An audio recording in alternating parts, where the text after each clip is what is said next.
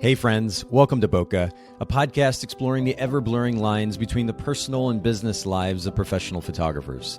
This is your host, Nathan Holritz, and I'm happy that you can join me in connecting with photographers and entrepreneurs as we discuss photography, business, and that sometimes messy thing we call life. This podcast is brought to you by Milu, the simplest way for photographers and coordinators to collaborate on shot lists and timelines for weddings, parties, and other amazing events. Visit Milu, MIILU.com. This podcast is also brought to you by Photographers Edit, custom image editing for the professional photographer. Visit photographersedit.com. All right, ladies and gentlemen, boys and girls, we are back for another Bokeh Podcast episode and a special edition series of the Bokeh Podcast talking about brand position. And I'm joined by Anna Anderson this morning. Thank you so much, Anna, for hanging out with me. I'm so excited to be here. Well, and you were really kind to do this kind of last minute too, because you and I got on the phone yesterday, started chatting about some of the things that you've already begun doing with your photography business's brand position. And I was like, oh, this would be so good for conversation. Like, it'd be great if we could share this with our listeners. And you were extremely gracious and said, yeah, I'll do it. Yeah, I'm quite spontaneous that way. We had a pretty good conversation. So I was really excited to be able to share my experience with everybody else too, because you honestly helped me in a way that I didn't know my business needed help. So I'm just excited. That's very kind of you. I'm glad that you found value. I mean, of course, that's the end goal, the primary goal of the Bokeh Podcast, whether it's with brand position or other topics. I want to make sure that industry is getting something of value. We have limited time and attention in 2020. And if we're going to spend a little bit of time talking about something related to our photography business, I want our listeners to walk away with something they can go apply to their business. So it's encouraging to hear that. But just to give some context to our listeners, so brand position is something we talk about on a regular basis on our regular episodes of the Bokeh Podcast.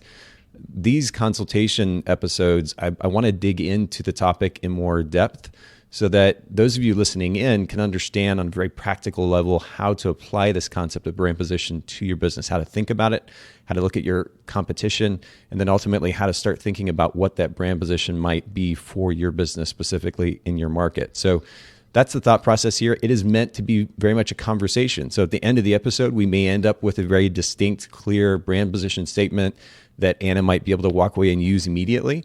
Or it may just be kind of a nudge in the right direction, a walk in the right direction with some ideas to continue to play with.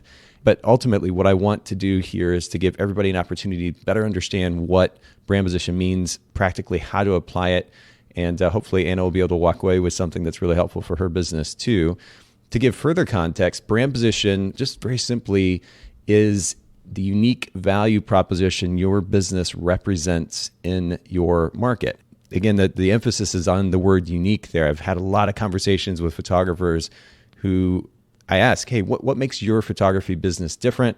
What is your unique value proposition? And a lot of times I get answers back that are very similar in nature. And I think we have a tendency in our industry of just kind of copying and pasting, rinsing and repeating. And so the emphasis is on the word unique there. We want to be able to stand out in a very noisy 2020 culture. We need to come up with something that is truly unique. So as far as brand position, what are the benefits? And Anna, thanks for holding on here for just a second as I share some of this with our listeners. But benefits of a clear and distinct brand position very quickly. Potential clients, they do immediately know what your unique value proposition is. 2, it helps filter irrelevant potential clients. 3, it simplifies and focuses our marketing efforts. If we're not trying to communicate 5 or 10 different messages, it enables us to focus on that primary message. All of our marketing efforts can be driven by this one big idea. And then fourthly, it encourages better time management. Again, if we're not distracted by trying to do 50 different things, if our business is driven by a clear goal represented by this brand position statement, it enables us to better manage our time, to focus our efforts and our energy toward that one thing. And so those just very quickly are some benefits of having a clear and distinct brand position. But I want to get back to you, Anna, and give further context to our conversation, because you and I had an interesting conversation yesterday. You said that you'd heard me at the recent Evolve conference, and I had done a presentation on brand position, and you went ahead and made some changes in your business and saw some results, right? I did. Yeah. So Nathan, I came up to you after the after you gave your speech, and I came up to you and I said, I realized that I had so many ideas for my business and so many different goals. And I love people because they are so different. So I wanted to be a travel and elopement photographer. I wanted to be a small destination wedding photographer. And then I also wanted to be a really good Wisconsin wedding photographer. And I just realized after your speech that I couldn't do all of those things. And I looked at my messaging that I had on my website that said I was a Wisconsin wedding photographer, and realized that my big picture that you first see when you click on my website is a picture that I took of a couple in Hawaii. And I was like, that's really confusing, because how are Wisconsinites going to know that I do wedding photography here if all of my photos are of blog posts that I've done and shot in San Francisco and Hawaii and all these places that I've been traveling lately. So I changed my message on my website, changed it to a picture that I took from Wisconsin. And then I changed my Instagram. I had it as travel and elopement photographer, and I changed it to Wisconsin wedding photographer. And it's been almost 3 weeks since the conference, and I've already booked 2 sessions that are just random sessions, 2 associate weddings and a wedding, and 3 mentorships, just based off of my messaging and having a clear vision for what I want my business to say.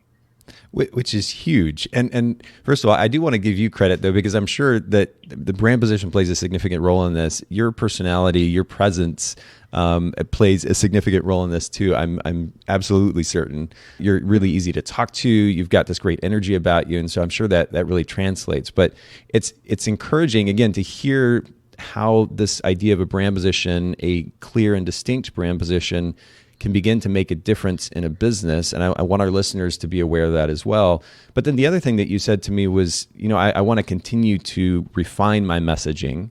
And so that's largely the purpose of this conversation today, is to kind of dig into how we can further refine your messaging. I'm currently on your website. For everybody listening in, make sure that you go to Anna's website. Your work truly is beautiful. And I was kind of scrolling through your Instagram feed earlier, and I was just kind of ogling over the beautiful work. But Anna Marie, Marie, creative.com. And then on Instagram, Anna Marie Photo. We'll link to these in the show notes for everybody listening in. Just really gorgeous work. But I see what you're talking about. You've placed that beautiful photo of a couple in a snowy environment. They're into each other. They look really comfortable. And this, as you said, better represents where you're going with your brand than your photos from Hawaii. Now, I have to say, your photos from Hawaii as well are stunning. I was scrolling through a session that you did with a couple in Hawaii. It was just blown away. Thank you. Yeah, it's really, really stunning stuff. But I like that you've already seen these differences, but I want to give our listeners a little bit of context. First of all, you mentioned being in Wisconsin. Whereabouts in Wisconsin are you based? So I'm based in the capital in Madison, but the Wisconsin market's a little bit different. So if you're a wedding photographer here, you're kind of serving all of Wisconsin. Okay. Just because it's not big city over here. So you're kind of, I'll drive 5 hours for a wedding. So all of Wisconsin, but I'm really based in Madison. Okay. And you said up until now, you had alluded to at least the idea of travel photography. Did you have specific messaging on your website that alluded to travel photography? Did it just say Wisconsin wedding photography? Yeah, I didn't even say on my website that I was a Wisconsin wedding photographer. I would have people message me asking, where are you based? Because I would say, like, I'm a small town girl from Wisconsin, but I never said where I currently was working. Okay. And then on my Instagram, I just had travel and elopement photographer. So I didn't even say that I was in Wisconsin. That's really interesting. Crazy. But the moment that you began speaking to that, you got results, which is pretty fascinating. What type of photography, you've mentioned wedding photography already. Had you alluded to any other type of photography on your website before? No, I realized really quickly, because when I first made a website, I had family, senior, I had everything, maternity, boudoir, and I realized super quickly that I couldn't keep up with advertising all of that. And then when I realized that my passion was couples and weddings, I only wanted to advertise to them, because I will still do their maternity photos if my couples get pregnant or if they have families. I'm more than happy to do that, but advertising to one specific niche for me was really important. So that's why I only advertise couples and weddings. Now, you mentioned you couldn't keep up with advertising for all those genres. Can you give a little bit more context to that? Yeah, it's really hard to keep up with your portfolio, first of all, because I had different pages for each set of work that I was doing. And on my Instagram, I would have a family session and then I would have a couple session, and throwing all of those in there, I felt like gave people such a mixed message, because it was like I was giving 10% to each genre of photography versus giving 100% and focusing all on couples and wedding photography. So once I switched that and focused all on my couples and wedding photography, my skill set in that area skyrocketed. Interesting. And, I want to add this little caveat, because we may hear some photographers say, but there are photographers who do all kinds of different things and they make it work. Or there are photographers that don't have a brand position statement and they've got a great business. And that is true. There are always the caveats. There are always the exceptions. The question is what that might look like behind the scenes. I mean, you even pointed out the fact, Anna, that you had to put a lot more effort into trying to keep up your portfolio, much less any kind of ads or ad campaigns or in order to manage all of the various genres that you were trying to represent. I mentioned earlier, one of the benefits of a clear and distinct brand position is better time management and also a more focused marketing effort. And if you're focusing on one genre, it allows you to be able to do both of those things more effectively. And again, in a world where I like to continue to refer to it as being a noisy world, when you have a potential client who is spending endless amounts of time on social media, on various video platforms, text messages, emails, etc., they have this constant feed of information coming in. If they land on your website and they now have to sort through additional so-called noise in order to make sense of your brand, then you're making it more complicated for them to even make a decision about whether or not you're a good fit for them. And so I love the fact that you've narrowed down your focus. You realized there was too much going on. You've narrowed down your focus. And this is a really great example for all of our listeners, the significance of specializing with its multiple benefits. I think this is a really great point of conversation. Yeah, I agree. And I think it doesn't mean that you can't do other things and other forms of photography. But I think by focusing in on my couples, they'll come back saying, hey, now that we're pregnant and want to have a baby and we're having a baby, can you do our maternity photos? And I'm always more than happy to do that.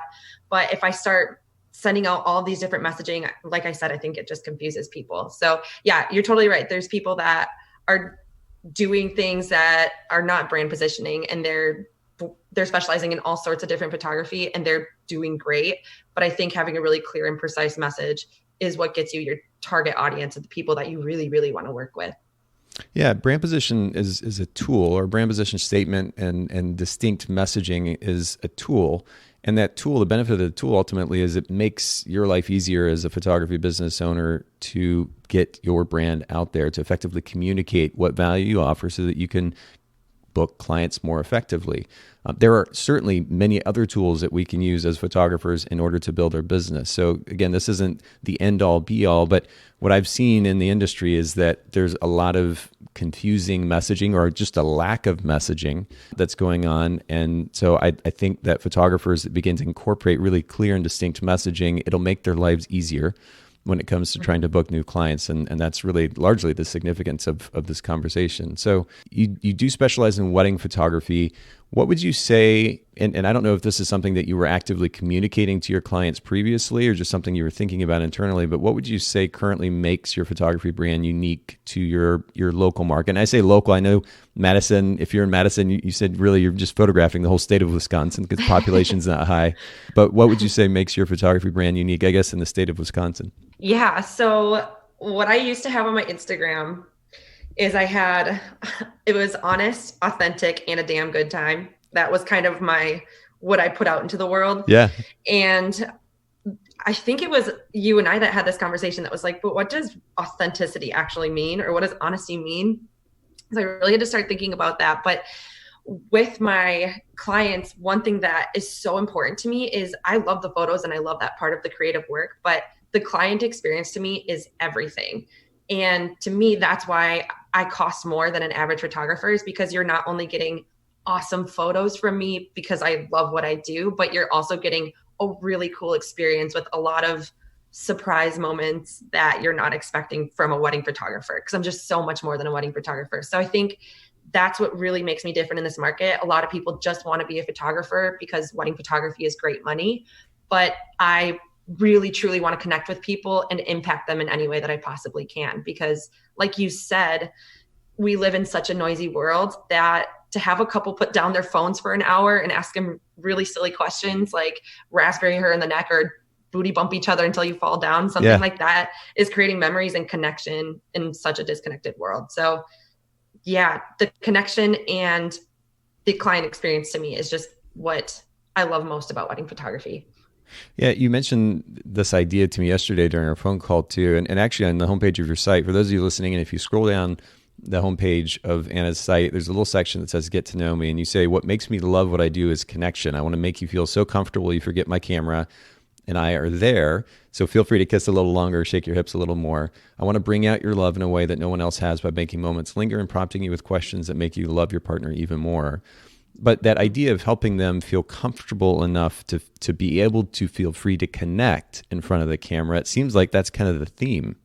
Mm-hmm. Absolutely. Because I don't want it to be forced. I've gone to workshops and I've gone to shootouts where whoever is leading it will just tell the couple, like, just look at each other or laugh. And I'm not that type of photographer. I will either say something to make you laugh or make you do something to make each other laugh. Yeah. Or I will cause a really good moment. I am not a pose photographer in that way. I don't like faking it.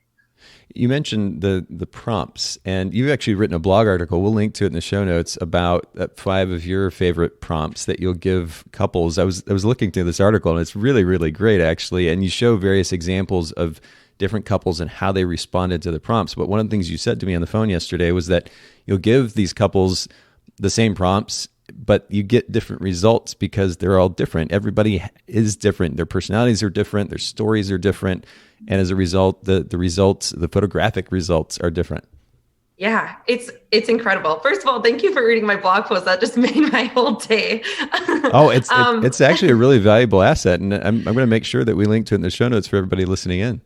Thank you. Yeah, that's why I love prompting so much, because as we were talking about, so it's in that article, but one of my favorite prompts is to have a couple trace the other person's face with their nose, because you can tell the vibes of the couple. Like if they want to be silly, I've had that moment turn into a kiss attack. I've had it turn into raspberries on their face and neck. I've had it turn into cow licks. And then I've also had it turn into these really, really intimate, like very sexy moments that I just wasn't expecting. Yeah. So it is really, really cool to see couples do something so differently. I mean, like you see in the blog post, one of my favorite ones is also like the SpongeBob bring around town. And every couple does that so differently. And it's so much fun to see what you can capture by just giving them the exact same verbiage every time. Now, do you kind of gauge somebody's personality or the couple's personalities and decide which prompts to give them based on it? Because like something like trace somebody's face with your nose, somebody might hear that and be like, that is so ridiculous. I would never do such a thing. Like, how do you gauge which prompts to give to the couples? I love that question so much. I love what I do so much. So I first send them a questionnaire and I get to know them super well. So it even tells me things like what their favorite genre of music is, what they're watching on Netflix. So I get to know them as a couple. Okay. And I have them actually pick out a few words that they want their session to look like. So that way I know how to come into the session. So some of the words I pick are intimate, playful, joyous. So words like that can tell me, okay, this couple really wants an intimate romantic session versus someone who wants a joyous session. I'm going to go in with 2 completely different approaches. But as I am capturing them, I just go based off of what they're giving me. I don't ever try to force it. If I can see that they're not into a certain prompt, I can just cut it off and lead them into something else. Okay. But I always do really try to let it breathe, because if they give it a chance, a lot of times they're going to do it and they're going to probably laugh about it later. Yeah, I like that phrase, because you use that phrase, I think maybe in that blog post, the idea of letting it breathe, letting it kind of work itself out. And it is going to work itself out differently than from couple to couple. I think the prompt with the nose is a great idea, because again, it's even if it's not something that they do, it's going to end up, if nothing else, encouraging laughter. And I just love raw emotion. That was one of my favorite things as a wedding and engagement photographer, was just the opportunity to capture raw emotion. And these may be prompts initially, but what it ultimately generates is some response that's a reflection of their personality and their connection. And I think that's really fun. How many prompts do you pull from? How many do I do during a session? Yeah, I mean, I guess more specifically, how many do you have like in mind? You mentioned the 5 in that article, but do you have like 10, 15, 20 that you have that you've kind of made note of internally so that you can pull from those depending on the situation? Definitely. I feel like I also have certain base poses. So for example, if they're just, I have them sit down, or if I have them walking, and then I just build off of it. So the next time they'll do it, but do something a little bit differently. So I kind of stick with the base posing and then have them lead into something different. But yeah, like I said, it also depends on their personalities and what they're giving me. Cause a lot of times I have couples who are super outgoing and they almost run the shoot themselves. But I've also had couples who are really shy where I've had to help them out a lot more. Oh, sure. And yeah. So it kind of depends on that. But I would say, 10, 15 poses for sure. That's really cool. Well, again, we'll link to that article in the show notes for everybody listening in. By the way, the show notes, for those of you listening, bokehpodcast.com. I know that different podcast players will likely format the show notes differently, maybe a little bit difficult to read in your podcast app. So if you just go to bokehpodcast.com, you can see the show notes for this episode and read that article for sure. Talk to me, and you've really kind of alluded to this already, but talk to me a little bit more specifically about the reasons that you started and run a photography business. These could be financial, philosophical, or otherwise. And to give context again for everybody listening in, when we're thinking about coming up with a brand position, ultimately this brand position is going to largely drive what you're doing as a photography business owner. Your marketing efforts certainly, but your day-to-day activities even, at least to an extent. And so ideally, the brand position is a reflection of who you are on a little bit deeper level, so that you're ultimately doing as a business owner what you truly enjoy, what you find fulfilling. And so that's the significance of this question. But what are your thoughts, Anna? Yeah, to be completely honest, the first thought that comes to mind when I thought about starting my own photography business, it was actually because I got my first job out of college, and they told me that I only got 2 weeks of vacation and I love to travel. And I was like, what? This is ridiculous. What do you mean I only get 2 weeks off? Yeah. So I just started, like, the wheels started turning, and as I was at that job, I just realized how much I hated being told what to do. Like, I would spend 8 hours reading books because they didn't give me anything. I don't know if you've ever heard, I really wish I knew where this is from, but it was, if you give someone a task and give them 8 hours to do it, they're going to do it in 8 hours. If you give them the same task, but give them 4 hours to do it, they're going to do it in 4 hours. Yes. And I love that concept. So at this job, I just started thinking about all of these things, and photography has always been something that's been on the side for me. So I told myself, I'm just going to see what I can do with this for 6 months. I'm just going to try really hard for 6 months and throw all caution to the wind. And 2.5 years later, here I am. So that's so great. It worked out. Yeah. But I think the artistic reasoning behind it really is the connection part. I am such an empathetic, compassionate human being. Like, I really do have a really big heart. And for me, giving people and taking care of them and making them feel like they were taken care of on the biggest day of their lives was something that I just held very preciously.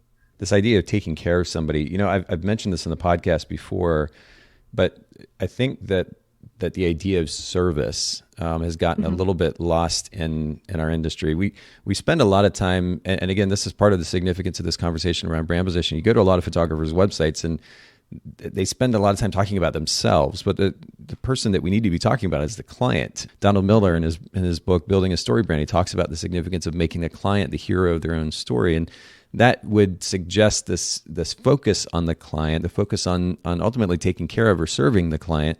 And so I love that is your heart. I think our industry needs more of that. And I hope that the pendulum kind of swings back. We've gone to this, the extreme extent of talking about ourselves in order to put ourselves out there, talking about ourselves to represent our brand.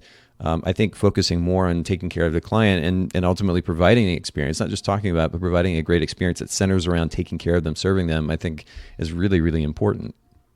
Thank you. Yeah, I agree. I think that there's this certain trend right now where it's like hustle. Like, everyone wants to hustle. Yeah. Everyone wants to do their side hustles. Everyone wants a paycheck for anything that they want to do that's even remotely creative. And I think that we need to get back to, I think it's great that we talk about ourselves and that we're learning to talk about ourselves and our struggles and our strengths. However, I think we're losing why we're doing it, or the client connection part of it, because if I tell people, and I really try to make it clear in my branding, that if you're just looking for someone to take your photos, that's not me. Because I want to want to talk to you. I want to connect with you. I make you fill out questionnaires. I send you super personalized gifts. I love doing that type of stuff for my clients because I want to make it more about just a transaction. I want to make it very connective and something that's lasting, which is why I still have brides texting me 7 months later, telling me how much their aunt, I had a bride tell me that I passed the test with her aunt because I sat with her at dinner or something. And she was like, she's a tough cookie to crack and you cracked her. And I love text messages like that. Yeah. So it's just, I think that we kind of live in this world right now that is very transactional. I mean, how many people go to a coffee shop and don't even look up from their phones when they order a coffee anymore, Yeah, it's true. Yeah. Huh. Well, I want to keep the conversation going. I think the focus on the personal experience that you're providing to your client, I think we can figure out a way to begin to let that be reflected in your messaging.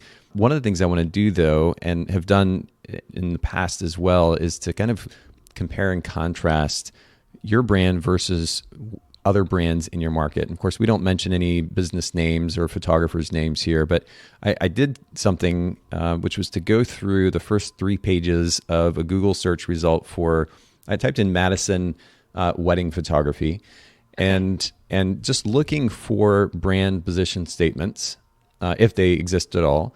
And by the way, I actually typed out 21 different results here, 8 of those photographers or businesses that I looked at didn't have any brand position statement. Wow. But yeah, and which is interesting. Again, if a potential client lands in our site, we want to immediately communicate to them how we're going to potentially add value to them, to their lives as a photographer, wedding photographer, portrait photographer, or otherwise.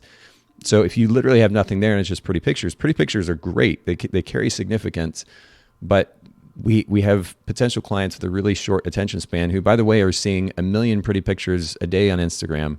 So a pretty picture isn't necessarily going to grab their attention maybe the same way that it did 10 years ago or 15 years ago. So just as I scan through here, I just want to kind of say these out loud to give context again to the conversation. The first brand position statement that I came across, and this wasn't really a position statement per se, but I wanted to share it just as an example of maybe what not to do. This person just said, "I love weddings, I adore marriage, and I have the best job ever." Oof. Now, the focus there again is on the photographer, and it's great that they love weddings. It's great that they adore marriage, and hopefully they bring that energy to the experience they're creating for their client. But in what way does this actually communicate a value proposition to the potential client? And I'll just kind of leave that because I think it speaks for itself. The second person I looked at didn't have anything. The third person, photography that's comfortable, memories that last, which is interesting to me because comfort is a theme, Anna, that I've seen in your communication with me, our conversation today, your website, etc. This is one person that is speaking to that idea. And so we kind of have to keep that in mind when we think about messaging and kind of comparing and ultimately contrasting with this business. Memories that last, that's playing on a different idea. So you have 2 main ideas there, but they at least had something. The fourth person didn't have anything. Fifth, sixth didn't have anything. 7 person, this, again, I wanted to share just because it's an example of a bad position statement. It's really not even a position statement, but they say, for over 11 years, we have captured 300 wedding days, which, first of all, it's confusing, but it's in bold. So that's the thing that the client sees. How, again, does that communicate value to the potential client? Experience, maybe? Sure. I think there's a more effective way to communicate the significance of experience, but that was another one. 8, timeless wedding photography for the classic couple celebrating legacy, style, and a lifetime of romance. This was probably the strongest position statement that I saw of the 20 plus that I looked at. And, celebrating legacy, style, and a lifetime of romance. That second part is a little bit kind of arbitrary. Like, what do those things actually mean? It's going to depend on the person. But very simply, timeless wedding photography, it speaks volumes, and the focus is on that classic feel to the photography, and I think it's important. Nobody else had anything close. The 9th one was kind of interesting, honestly, and kind of funny. Very simply, their brand position statement was non-cheesy photography in Madison, Wisconsin. I've not ever seen anybody communicate such a brand position statement, but I think it was pretty great. It's pretty clear. That's very true. Yeah. And it makes you laugh and you're like, oh, this is kind of fun. And you're probably drawn in to want to look at those images more. So I thought that was kind of neat. Yeah. 10 was, again, nothing. 11, your love is different. And so should be your wedding pictures. Again, kind of confusing grammar going on there, but it doesn't really communicate the value. It's nice that they're speaking to the significance of the couple's love, but how do they know what this photographer then brings to the experience? That's still the question left there. Storytelling for the modern couple, that's interesting. So the focus is on storytelling, but what does that actually mean? A bit more specificity here would have helped. Number 13, come as you are. So the focus on, again, this idea of kind of being comfortable or being yourself in front of the camera. Similar idea to what we've been talking about. So the goal will be to create messaging that is distinct from that. 14, there wasn't anything. 15, and I had to scroll further down the homepage for this person under the Meet Us section, but they said a Madison, Wisconsin-based wedding photography boutique that sees beauty in the outdoors, in the light, and human emotion. Again, the focus there is on what the photographer likes about photography, not on what value they add to the client. 16, modern weddings and engagements. This is an example of using a word that doesn't really carry a whole lot of meaning, or the meaning can be kind of arbitrary. What does it mean, modern? And of course, I mean, we're in 2020, so naturally, if you're photographing in 2020, hopefully it is modern wedding photography. What does modern mean? We need to use more specific words that will resonate with our potential client. Number 17 was capturing Madison area weddings and love stories since 2007. That was in big text. And then the subtext said award-winning photography studio that focuses on capturing fleeting moments of the heart through warm, refined, and polished images. Again, the idea of warm, refined, and polished images, those are words that don't carry a lot of significance. Warmth, I think, does. And if you have imagery that backs that up, it could be okay. But this is not a very strong position statement. 18 and 19, there wasn't anything. 20, this was an interesting one. Your bad joke-telling, goofy dancing photographer. Again, I don't know that I've ever read one like this before, but that was kind of interesting. At least get your attention anyway. I don't know how that ultimately adds value to the client. They understand maybe this person's easygoing, likes to have fun. What does that ultimately mean for the photographic experience? I'm not quite sure. And then the last one was wedding photography, couple photography, and family photography. That was the position statement. So that's kind of the range, and I wanted to give those statements, or the lack thereof, for the sake of context to the conversation. Any immediate thoughts, Anna? Yeah, it's kind of crazy. Because I've done basic research once I came home from Evolve, but I don't know, to hear what you're saying, it all kind of sounds vague. But like you said, there are themes of comfortability too. So it's I'm thinking, how do I differentiate my experience differently? Yeah, that's interesting. Yeah, well, and speaking of, I mean, we think of this word comfort. What are there particular ideas or words that come to mind when you think of the word comfort personally? I think when I think comfort, I honestly think of wrapping myself in a fuzzy blanket with a bowl of mac and cheese on the couch. Like that's, yes, that's my idea of comfort. With other people, comfort, maybe I don't see it in that way. I understand the idea of being comfortable with somebody, but I really think of my family. So maybe something familial, something like that.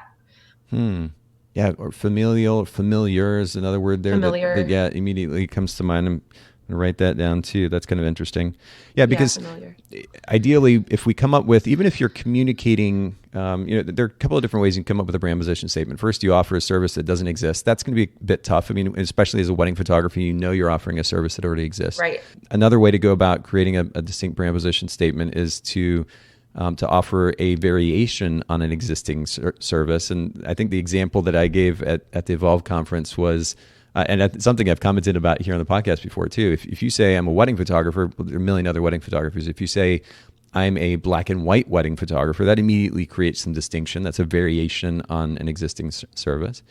And then if you want to get even more specific, you could be a black and white wedding photographer who only photographs skateboarders, or a black and white skateboarder wedding photographer. And that would be a really niche market, but it would also be very easy to market to, or market for because it is so specific. So that's a variation on a service. Another way to go about creating a distinct brand position is to be the first one kind of to own that space when it comes to the messaging itself. So you might have other wedding photographers in your market, but if you're the first one to say, I am the wedding photographer, and again, this would be a little bit challenging, but if you're in a small market and nobody's really owned that particular space, that's another way to go about it. And then in this case, if you were able to come up with a different way to communicate a similar idea, that might be another way to go about it. Or if that's not distinct enough, it might be that you have to kind of plan a different idea that is a little bit different than this idea of comfortability, just because there are a couple of people that are already playing in that space. So there are different ways to go about this process here. But I asked about words, key words, and I actually did this as I was taking notes, looking at the other brands and looking at your brand as well, is just to start to jot down key words. Because what we ultimately want to do is come up with a brand position statement that is short, that it's succinct, doesn't take 15 minutes or a paragraph to communicate. You can do it in a line. In order to build that phrase, that brand position statement, or that simple sentence, you need to come up with key words that are reflective of the idea that you want to represent. Comfort is already being used, and it's not necessarily that we couldn't use it at all, but we're likely going to want to find a different word so it isn't just simply copying what somebody else is doing. Does that make sense? Absolutely. I think comfort doesn't resonate with me either. I feel like comfort to me is almost like, I don't know. I feel like it's almost like a very temporary thing. Whereas that's why I really like the word or the idea of connection, because it's something that lasts longer than just comfortability. Interesting. So it's something that lasts longer. Yeah. What does that look like? Talk about that in a little more detail. Yeah. I think when I kind of touched on this earlier, but wedding photographers, I feel like a lot of us really just want to get our couples in front of the camera, make them feel good, send them on their way. Don't talk to them for 8 months, show up for the wedding, shoot the wedding, have a great time, send them their photos, and then we're done. And I really want to create something that's more than that. I always thought that, so my whole life, I've always been this very inspirational, empowering, writing long blog. I've had like 8 different blogs. I love writing super inspirational and empowering things for people to follow their dreams and just be who they are. And I always thought that I had to keep that separate from my photography, but I have found that when I combine the two and empower people through this experience and through this connection, that they end up being some of the most loyal clients and repeat clients that I've ever had. So that's the idea for me. I just want to create something that's really like a lifetime experience, something that they can look back on and be like, wow, that was the best decision we made for our wedding. Because I just don't want something that's, as I said before, a business transaction. Okay. And I'm just kind of looking through my notes here too. You know, one of the things that we had talked about, you mentioned the significance of vulnerability connection right now. So you made some of those changes, both to your Instagram account and to your website. The statement that's currently on the homepage of your website says, Wisconsin wedding photographer empowering couples through connection and vulnerability.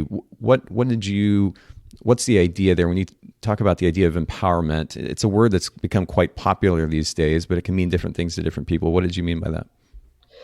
I think for empowering people, if I can build someone up to be really confident and make them feel really comfortable in a shoot, and then show them those photos of what they look like in that moment, there's so many times that couples will come back to me and they're like, oh my gosh, that doesn't even look like me. I didn't even know that I looked like that. I look so happy.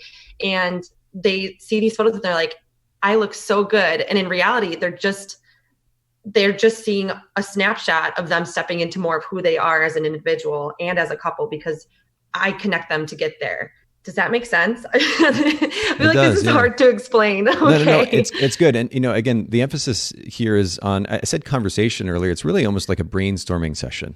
Right. Yeah. Saying it out loud, thinking through it, breaking down it. It's almost like we're kind of verbally mind mapping, right? We take this word, this idea, and kind of build on it. take some notes from that, and then do the same thing with another word. Because ultimately what this will enable us to do is come up with certain words, key phrases that we can build on for a brand position statement, whether that's today or you do it in a week or a month or whatever it is. It's making the effort in this regard that will lead to a result that you can ultimately utilize for your business. So yeah, it does make sense. What is the word? It says empowering couples through connection and vulnerability. Explain vulnerability a little bit in this context. I think vulnerability to me is letting your walls down and letting a complete stranger, at this point, hopefully not stranger, I'm connecting with them. So they know me, but they have a camera flashing in their face. You can hear the sounds as they're doing things. And I feel like relationships in general, I mean, just talking about PDA and all of that good stuff, we're used to hiding our relationship a little bit in front of people. We're never going to be truly as lovey-dovey as we would in our own apartments on the couch watching Survivor. I feel like if I can make my couples let down their walls and really get them to show me who they are when they're just alone, that's what vulnerability means to me, is who they are behind closed doors. Because like I said, I just feel like being in a relationship, both of us, I feel like we hide ourselves a little bit more when we're in public or just around other people, because we don't want to make people feel uncomfortable. Yeah. I wrote down some key words tied to this idea of comfortability. And by the way, there's a really great little tool, and let me pull this up here because I saved it in my bookmarks, but that I found while I was doing some preparation for today's conversation. It is a particular thesaurus. It's just simply called Power Thesaurus, and apparently it's powered by suggestions from the general public, and it kind of gives you some free-form ideas. When you type in a word or maybe a phrase, it gives you some free-form ideas to play with that are similar to that particular word or that phrase. So that was certainly helpful. But I just wrote down some key words here. So we have, of course, the word comfort. Another word is relaxed. Another word is cozy, easy, warm, friendly, at ease, at home. Any of those words or phrases resonate with you? Yeah, I really like the at home for some reason. I really like that. I also like the at ease. At ease. Yeah, at home kind of ties to that idea that you talked about earlier of being familiar or familial, which is interesting. So, I mean, if we're going to come up with a statement that represents this idea, just as an initial thought process, Wisconsin's cozy wedding photographer, and then the subtext might say something like helping you feel at home in front of the camera. What does that sound like to you? Yeah, I really like the idea of helping you feel at home in front of the camera. That really hit it for me. Yeah, I like that. I like that a lot. And the idea of communicating a location, I mentioned earlier the ways that we can go about creating a unique or a distinct brand position. One of the other ways that you can do that is to call out a particular market. In this case, you're doing so based on location, right? So Wisconsin couples, essentially. So the goal then, if we were to start with the position statement, something to the effect of helping you feel at home in front of the camera, we'd still need to speak to wedding photography and ideally mention the market as well. Right. And so that would be kind of the goal at this point, is to figure out some type of phrase that would represent that, some subtext that would represent that. Of course, that text also helps with SEO on the homepage of the site and potentially elsewhere. But helping you feel at home in front of the camera. I had also written down helping you feel comfortable in front of the camera, but we've seen at least one other photographer play with that idea. And it's not that we can't use, a word from somebody else's site. We can figure out other ways to stand out. And I think potentially reword or use a different type of phrase, different images that back that up. There are multiple pieces to this puzzle, but ideally we're not using the same word that somebody else is. Helping you feel at home in front of the camera is a different way to communicate the idea. And if I saw that brand position statement right next to this photo of the couple that you currently have on the homepage of your site, that so beautifully represents that idea. You can tell they're comfortable with each other. They're at home in Wisconsin in that snowy background. I think it would be a really beautiful representation of the idea that you're trying to communicate. I will suggest too that visually, when I come to the homepage of your site, I do have to scroll down a little bit in order to see the complete picture. Okay. One idea that you might just consider, and this is really important for anybody who is thinking about where to place their brand position statement, which, by the way, Anna has already done. She's placed this above the fold, and that's the idea. But ideally, this whole image would sit above the fold. And rather than the text being kind of centered right there on top of the couple, the font is pretty small. And the white is getting lost a little bit in some of the colors of that image. And so what might work a little bit more effectively is to pull that, whatever the brand position statement ends up being, let's say helping you feel at home in front of the camera. We take that phrase in bigger text, maybe slightly bold text, and put that to the side in the white space. And literally you have white space here, I mean, with that snow. But that might be a more effective way to be able to visually present this idea, this brand position to the client. We want to make sure it's easily visible. We want to make sure that it's above the fold, so it's the first thing that they see, whether they're on the desktop site or they're on the mobile site. Perfect. That's awesome advice. Thank you so much for that.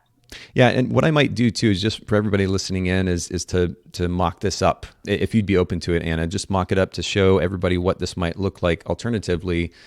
Because this is something that I've also noticed. I mean, you might land on a photographer's website and you have to scroll down in order to get to that position statement, for example, or you might have to scroll to see a complete image. We want to make sure that whatever they land on, assuming that this person only has an attention span of 2 or 3 seconds, they immediately, ideally, see certainly our beautiful work.